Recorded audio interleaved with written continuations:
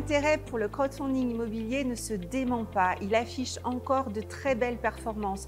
En 2021 versus 2020, on a plus 93% de croissance. Aujourd'hui, au cumul, au 31 décembre, on en est à plus de 2,6 milliards d'euros financés en termes de projets via les plateformes de crowdfunding.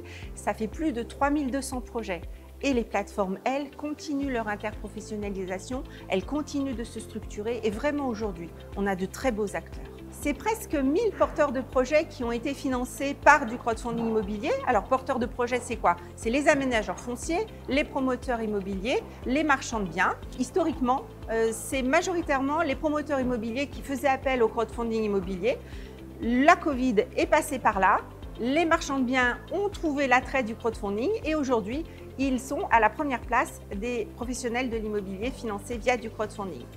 Donc on voit une belle diversité des acteurs financés qui participent à la mutualisation des risques, mais aussi via les actifs finaux qui vont être financés sur ces plateformes. Et là, on a, sans surprise, le résidentiel qui confirme son hégémonie, mais on peut avoir également des commerces, des bureaux, de l'hôtellerie, de la santé, enfin vraiment énormément de classes d'actifs. La multitude des projets financés, des actifs, le résidentiel, le bureau, le commerce, les loisirs, les typologies des acteurs financés, aménageurs, marchands de biens, promoteurs, tout ça fait bien sûr l'attractivité du crowdfunding et puis ça permet une belle mutualisation des risques. Le crowdfunding immobilier est toujours aussi rentable.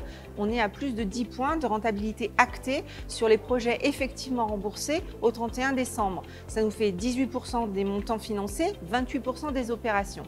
Cette rentabilité élevée, évidemment, ne va pas sans risque. Au 31 décembre, on constate que sur l'ensemble des projets en cours, on est à peu près 4% de projets qui ont quand même un retard critique de plus de 18 mois. Après, va également se poser la question par rapport aux circonstances macroéconomiques, géopolitiques, etc. Sans avoir la boule de cristal, je ne suis pas particulièrement inquiète pour les plateformes de crowdfunding.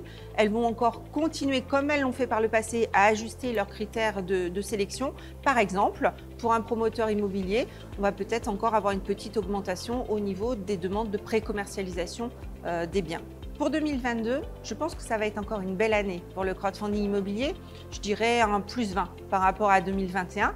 Néanmoins, il va y avoir des challenges. Il va y avoir les challenges macroéconomiques qu'on vient de voir ensemble.